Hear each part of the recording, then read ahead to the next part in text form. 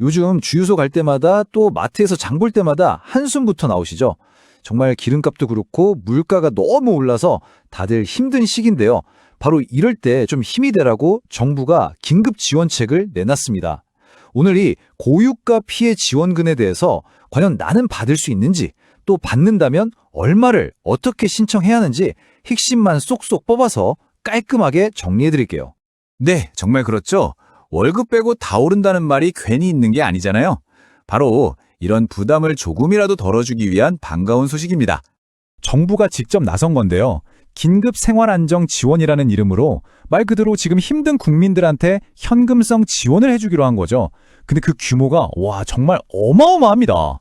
네, 무려 6조 1천억 원. 정말 엄청난 규모죠? 자, 그럼 이 막대한 예산이 구체적으로 누구에게 또 어떻게 지원되는지 지금부터 자세히 한번 파헤쳐 보겠습니다. 아마 제일 궁금한 부분이 바로 이걸 거예요. 과연 내가 지원 대상에 포함될까? 그리고 된다면 얼마를 받을 수 있는 거지? 하는 거예요.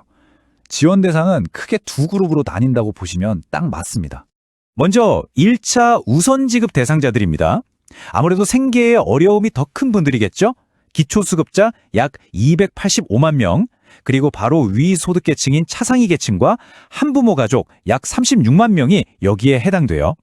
이분들께는 지원이 좀 더 두텁게 이루어지는데요. 표를 보시면 기초수급자는 수도권이 55만 원, 인구 감소 지역은 5만 원 더 많은 60만 원을 받게 되고요. 차상위 한부모 가족은 수도권 45만 원, 인구 감소 지역은 50만 원이 지급됩니다. 자, 다음은 2차 지급 대상입니다. 바로 소득 하위 70%에 해당하는 분들인데요. 약 325만 명이 넘는 분들이 대상이 될 걸로 보입니다. 여기서는 내가 어디에 사느냐, 즉 거주 지역에 따라 지원금이 조금씩 달라져요.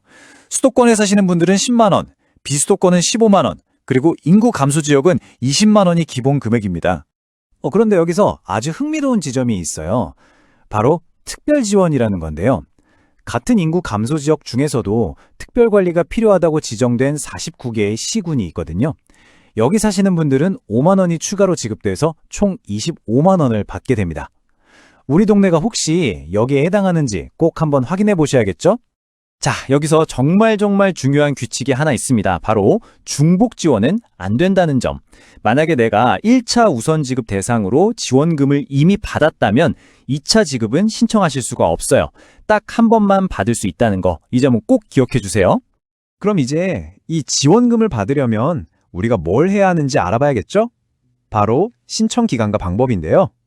아무리 대상이 돼도 기간을 놓치면 못 받으니까요. 지금부터 집중해 주세요. 신청 기간은 1차와 2차로 나뉘어 진행됐어요. 1차는 이미 5월 8일에 마감됐고요.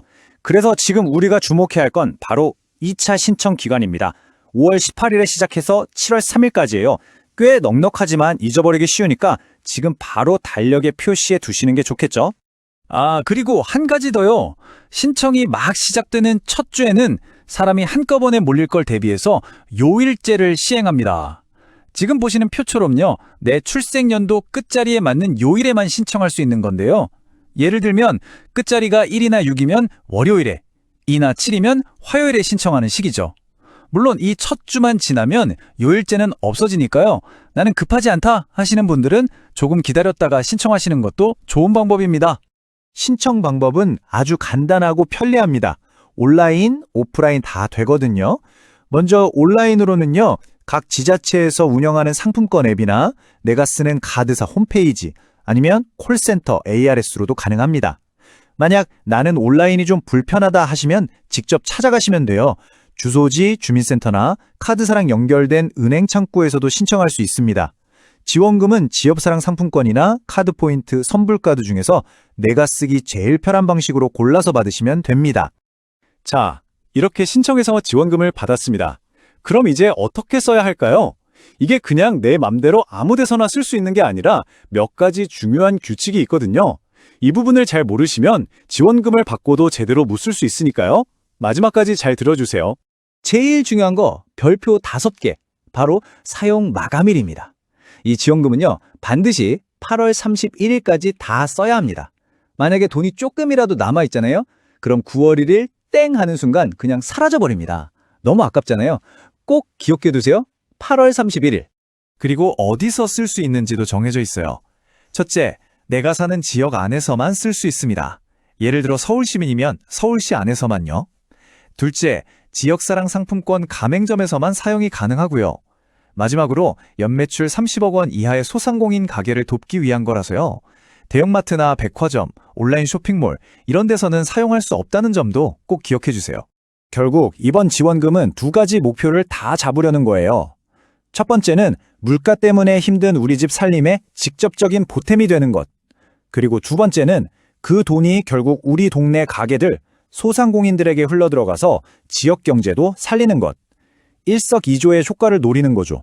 물론 이런 현금 지원, 단기적으로는 분명 가게에 큰 힘이 되죠. 하지만 경제 전체를 놓고 보면 어떨까요? 한편에서는 이렇게 시중에 돈이 풀리면 물가를 더 자극할 수 있다고 걱정하기도 하고, 또 다른 한편에서는 꽁꽁 얼어붙은 소비를 살리는 마중물이 될 거라고 기대하기도 합니다.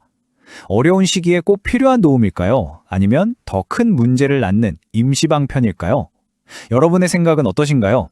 오늘 고유가 피해 지원금에 대한 정리는 여기서 마치겠습니다.